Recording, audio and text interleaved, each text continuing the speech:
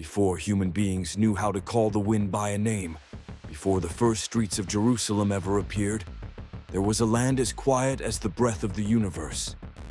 It was a place where, if you placed your hand on the cold stone surface, you would feel that something was moving underneath. Not a stream of water, not the tremor of the earth, but memory. The memory of ages no one remembers. The memory of creatures you have never seen. The memory of stories that can only be told in the language of darkness, light, and the sacred. And it was in that place that something unusual began. Something so silent that humanity would need thousands of years to realize that from the very beginning of creation, there was already a land that had been chosen. If you stand in front of Al-Aqsa today, and all you see is stone, walls, domes, and columns, it means you have missed its deepest layer. Because the story of this holy site does not begin with a map, a dynasty, or a war. It begins at a time when there was not a single human structure on the face of the earth. A time when only Adam walked in a world so vast that even his voice dissolved into nothingness. And it was then that he received the command to raise up a holy sanctuary, a place where light from the heavens would have a point of contact on earth. People often imagine Adam as a lonely human being, but the truth is stranger than that. He was not alone. Before human beings were created, there was another species that had been given permission to live on earth. They had thoughts, choices, emotions, and freedom. They were created from smokeless fire, a substance strong enough to exist in the void, yet subtle enough to slip through spaces that cannot be seen. These were the Jinn, and they had existed long before any human civilization ever appeared. Among them were those who spread chaos, and also those who feared the Creator. When Adam was sent down to the earth and given the command to build the first sanctuary after the Kaaba, some righteous Jinn quietly came near him, not with arrogance, but with submission. They lifted stones, laid foundations, and set the base of a place of worship that they themselves longed to witness. From that moment, beneath the footsteps of Adam, Al-Aqsa began to take shape, not as a building, but as a sacred promise. But history does not happen only once. As generations passed, that foundation was slowly hidden beneath the dust of time. Then Ibrahim, the one whom Allah called his friend, set foot on that land. He did not come looking for a city. He came looking for signs, and he found the remnants of the first foundation that Adam had built. Unlike the kings who would come later, Ibrahim did not use power or armies to raise the sanctuary. He used only his hands and a heart completely surrendered. Some narrations say that in the darkest hours, when night covered the structure that was being rebuilt, invisible footsteps moved around him and helped him lift stones so heavy that an ordinary person could hardly manage them alone. These were not angels. These were gentle Jinn, those who had recognized the light of truth from the time of Adam, and who now helped Ibrahim restore a land they believed would play an enormous role in the future of humanity. What makes Al-Aqsa unique is not only who built it, but how it was built. Its foundation is not only stone. It is made of layers of different ages, stacked on top of each other. Each layer is a stage in the history of revelation. Adam lays the base. Righteous Jinn raise the stones. Ibrahim revives the structure. And all of that happens before Jerusalem even has a name on the map of humankind. If you see Al-Aqsa only as a piece of architecture, you will never fully understand its worth. But if you see it as proof of the quiet intervention of Allah in history, you will realize that Al-Aqsa is the place where heaven and earth meet at a point that is very small, yet carries infinite weight. You are watching Prophetic History Explained. If this is your first time finding this channel, you should prepare yourself, because this story will make you question what you thought you knew. And it will push you to go deep into a world where time, angels, Jinn, and human beings all leave their footprints. Tap the subscribe button so that we have the motivation to keep bringing you videos that are deeply researched, carefully crafted, and rich in benefit. Even if you already know the epic stories of the prophets, you may never have heard a story quite like the story of Sulayman, the man who stood at the intersection of two worlds, the world of limited human beings and the world of unseen, powerful, yet restricted creatures. And it was at Al-Aqsa, the land that had felt the footsteps of Adam and the reconstruction of Ibrahim, that the strangest chapter in the history of the Jinn was written. If the early part of Al-Aqsa's history was the era of foundations, then the time of Sulayman was when that sanctuary became complete, radiant, and a witness to a type of power that Allah granted to one person only. Sulayman was not an ordinary king. His greatness did not lie in his army, his palaces, or his wealth, but in a supplication he made before Allah, a kingdom that no one before him had ever been given, and that no one after him would ever receive. And Allah accepted it. From that moment on, the wind became his means of travel, animals became his soldiers, and Jinn became a labor force that submitted to his commands. But unlike how people often imagine power, his authority was not a rule of terror. It was a reminder that even unseen creatures, faster than fire and stronger than steel, are nothing but slaves in front of the will of the Creator. When Sulayman turned his gaze to the land that Adam had built and Ibrahim had restored, he saw not just an ancient ruin. He saw something that other kings could never see, the potential to build a sanctuary that would reflect the greatness of Allah upon the earth. And he began to build Al-Aqsa with everything that Allah had placed in his hands. It would not be an exaggeration to say that in that time, all of nature seemed to step back and make room for his project. The mightiest Jinn, beings that humans only knew from legends, were forced to work under the command of Sulayman. Some of these Jinn had once terrified entire tribes, but when they stood before the Prophet of Allah, they bowed, trembled, and labored without rest. They lifted blocks of stone so massive that people today still question whether this could really be the work of humans at all.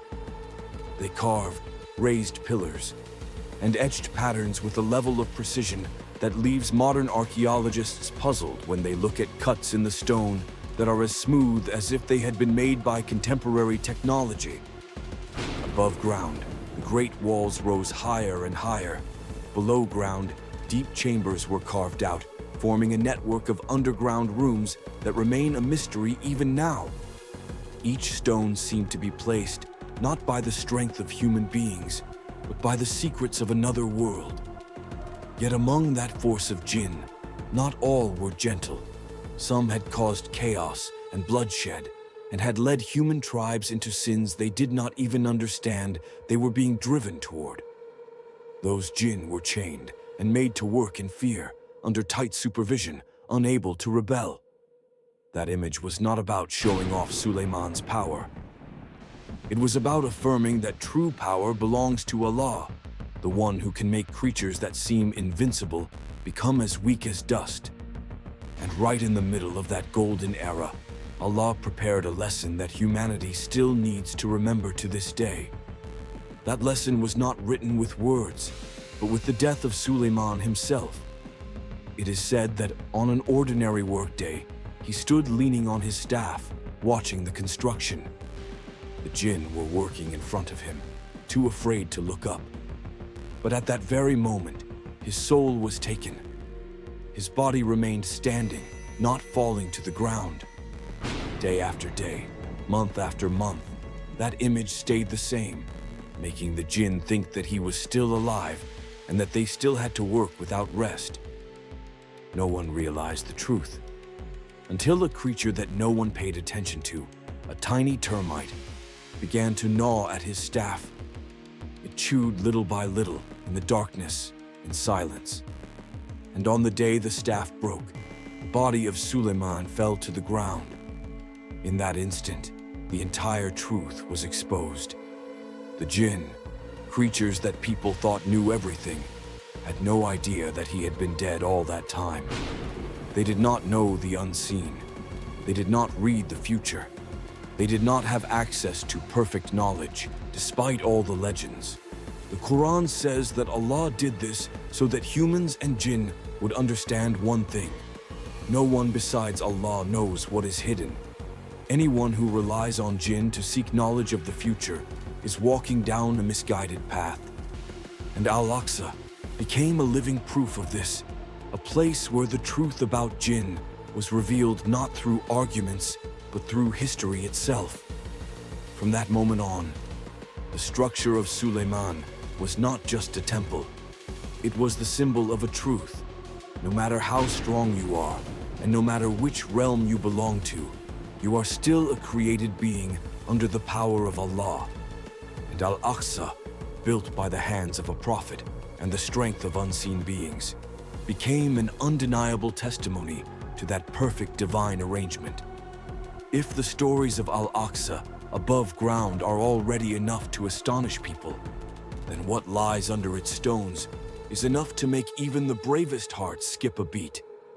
Because there is a part of Al-Aqsa's history that not everyone knows. A part that is not found in scripture, not commonly mentioned in sermons, but whispered through generations, that beneath the ground of Al-Aqsa there is another world.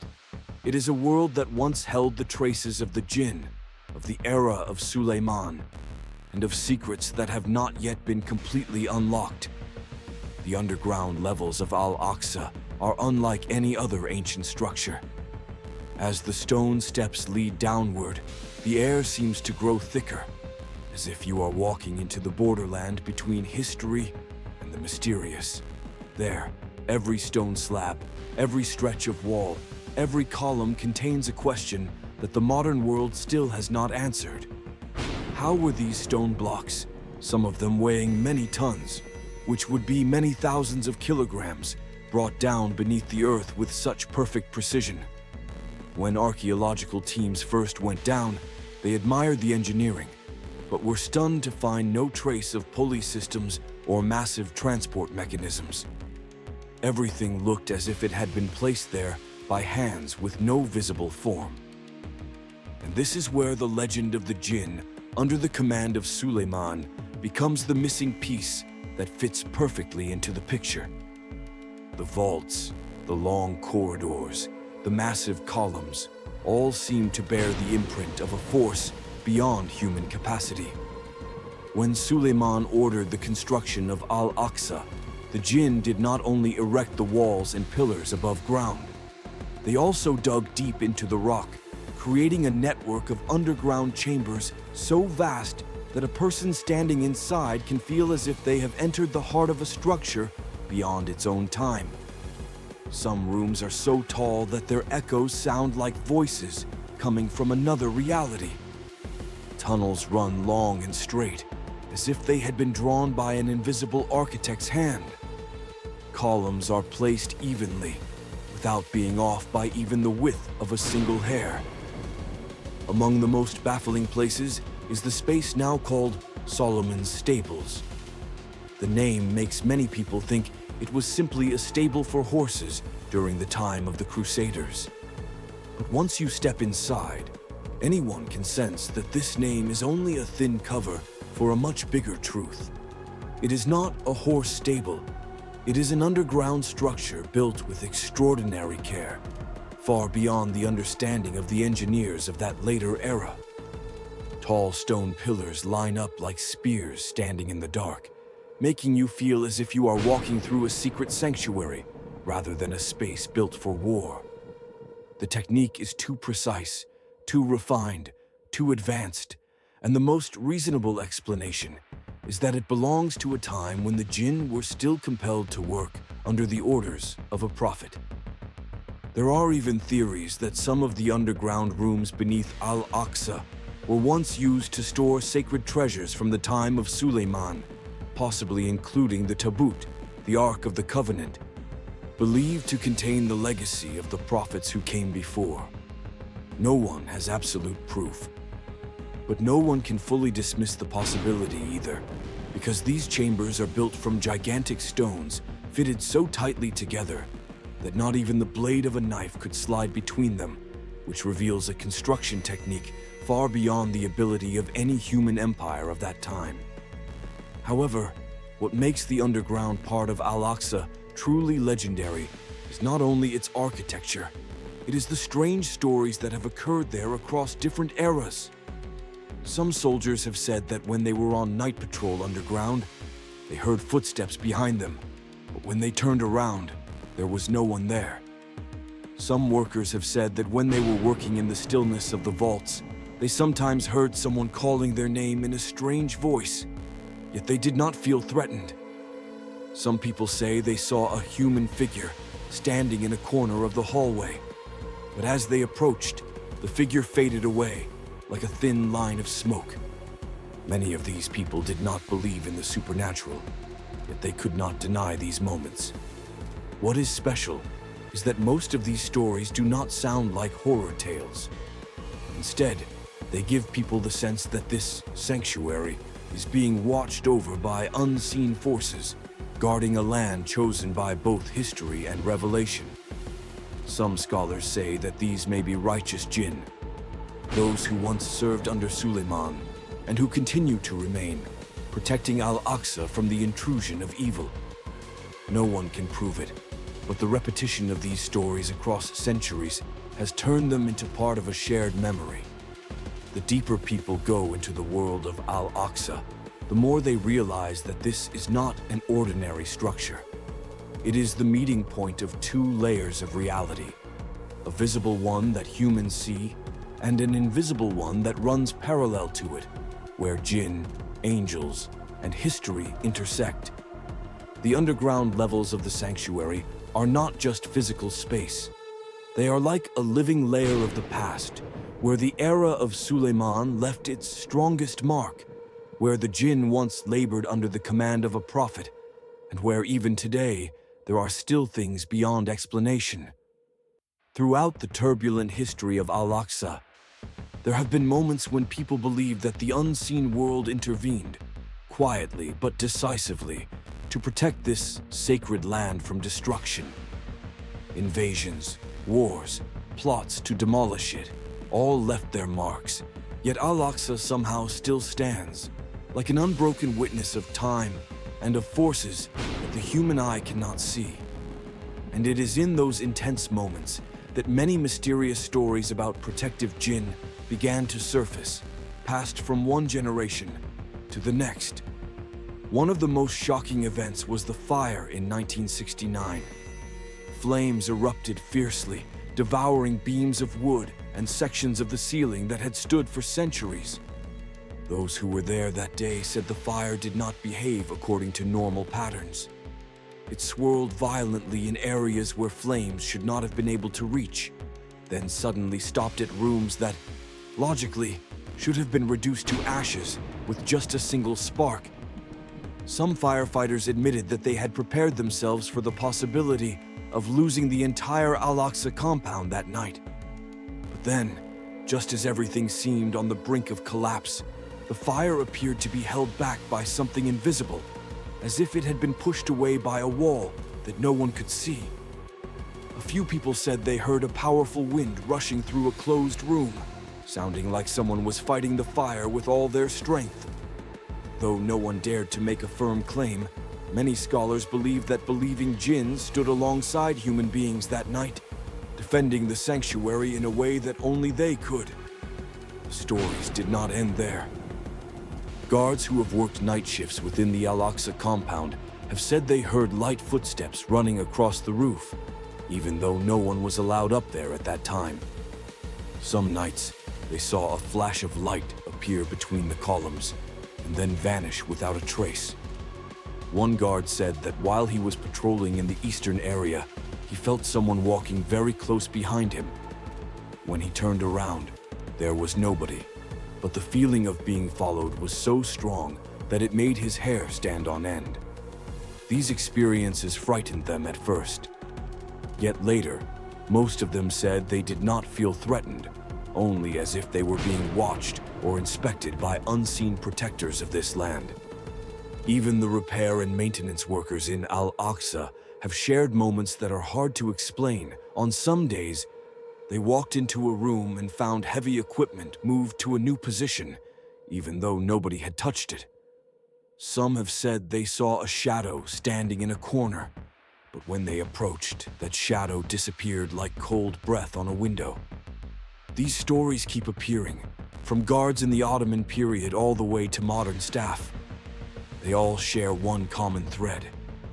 Al-Aqsa has never been a place where only human beings are present. What is remarkable is that these events do not happen only when attackers appear. Even secret attempts to undermine the foundations of Al-Aqsa have been stopped in ways that leave people confused. In the late 1980s, when a group of archaeologists dug deep under the Al-Aqsa compound in what was said to be a search for remains of the ancient Jewish temple, they encountered a series of strange occurrences. Some of them heard stones fall from above without any shaking of the ground. Some saw a dark shape sweep across the light of their headlamps so quickly that they thought it was their own shadow. One engineer recalled that his toolkit, which he had placed next to a wall, suddenly disappeared, only to reappear in a small rock niche almost about 164 feet away, which is nearly 50 meters away, a place he insisted he had never entered. Many workers refused to continue, saying they felt as if they were being watched by something that did not belong to this world. Some historians say that these accounts came from the stress of working in a confined space, but religious scholars see these events through a different lens. The Jinn are still present around Al-Aqsa, not to terrify, but to guard a place tied to the prophets, a place that witnessed the night journey and ascension, and a place where momentous end-time events will unfold. Many religious teachers say that there are righteous Jinn, those who, from the time of Sulayman, were accustomed to serving sacred projects and who remain connected to Al-Aqsa even today. Just as humans have warriors who protect holy lands, the unseen world also has loyal beings of light who are ready to intervene when evil attempts to stretch its hand toward this sanctuary. These stories about Jinn still living around Al-Aqsa are not meant to instill fear. They are meant to remind us that this place is not protected only by guards or by preservation techniques. It is also protected by things that the human eye cannot see. The very forces that helped to build this sanctuary, and that may continue to protect it until the final prophecies come to pass. From ancient times until this very day, Al-Aqsa is not only a holy site of the past, it is also the focal point of the future, of events that the prophets foretold, of the final battles between light and darkness. When we look up at the golden dome shining under the Jerusalem sun, very few realize that this is the very stage on which some of the greatest end-time events will occur, according to the prophets and the traditions that have traveled across thousands of years. And to truly understand the meaning of Al-Aqsa, we have to look forward, toward what is coming, toward the days when the whole world will tremble. Among the great signs of the end, the return of Isa, the son of Maryam, is the most astonishing event. The descriptions in the classical sources say that Isa will not come back as a child born again. He will descend from the highest heavens, carrying justice, truth, and light that will tear apart the darkness of the great deceiver, the Dajjal. Their confrontation will not take place just anywhere. It will happen in the land of Sham, the region of which Al-Aqsa is the heart. When Isa destroys the Dajjal at the gate of Lud, the world will quiet down for a time, and the survivors will follow him to Al-Aqsa, where he will stand as Imam and lead humanity in the first prayers of a new era. What is strange and mysterious is that many scholars believe that at that time, it will not be only humans who gather.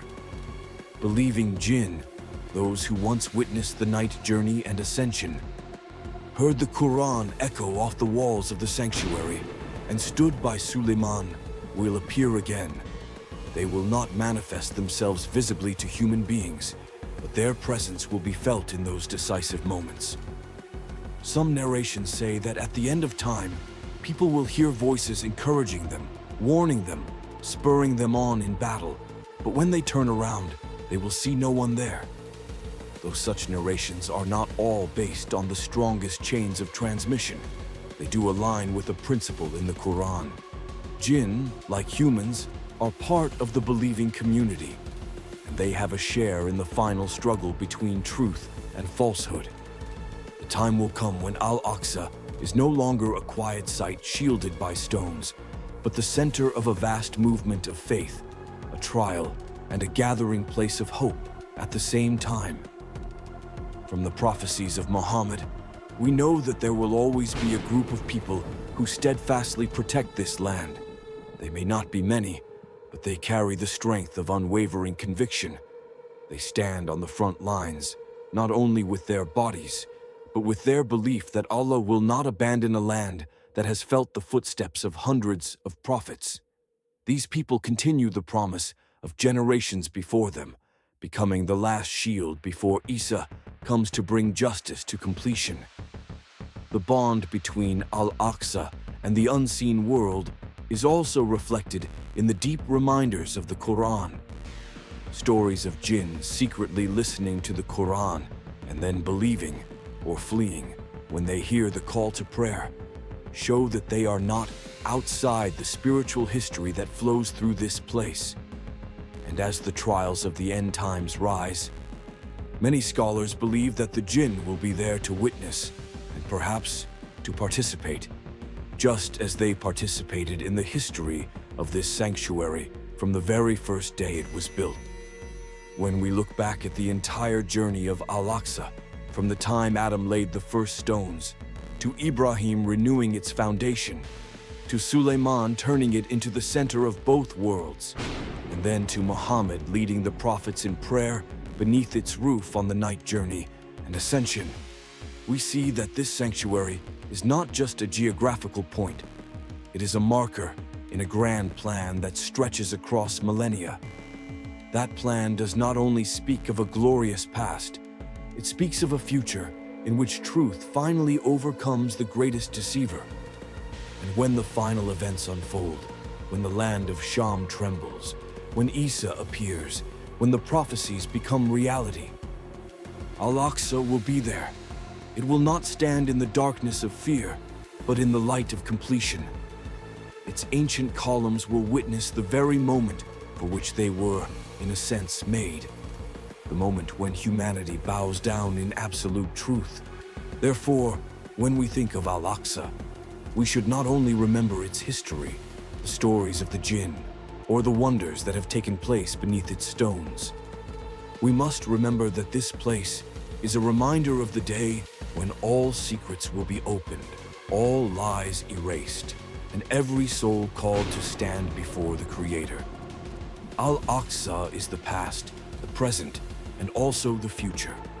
It is a promise that no matter how many times darkness descends, the light will return. When it returns, this will be the first place to shine. The greatest lesson that Al-Aqsa offers is awareness. The awareness that the world is not only what we see with our eyes, but also layered with grace, trials, and protection from the one we worship. The stories of Al-Aqsa remind us that faith is not something to be displayed, but a flame that must be guarded in the heart every day.